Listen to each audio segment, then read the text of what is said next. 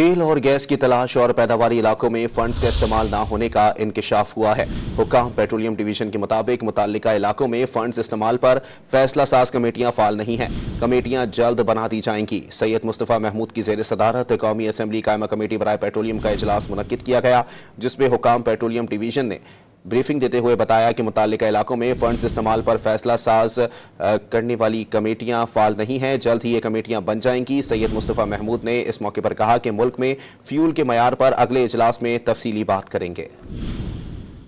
तेल और गैस की तलाश और पैदावारी इलाकों में फंड्स का इस्तेमाल न होने का इंकशाफ हुआ है।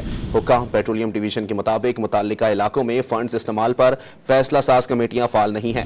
कमेटियां जल्द बना दी जाएंगी। सैयद मुस्तफ़ा महमूद की जेर सदारत कौमी असम्बली कायमा कमेटी बराए पेट्रोलियम का इजलास मुनक्किद किया गया, जिसमें हुक्काम पेट्रोलियम डिवीजन ने ब्रीफिंग देते हुए बताया कि मुताल्लिका इलाकों में फंड्स इस्तेमाल पर फैसला साज करने वाली कमेटियां फाल नहीं हैं। जल्द ही ये कमेटियां बन जाएंगी। सैयद मुस्तफ़ा महमूद ने इस मौके पर कहा कि मुल्क में फ्यूल के मयार पर अगले इजलास में तफसीली बात करेंगे।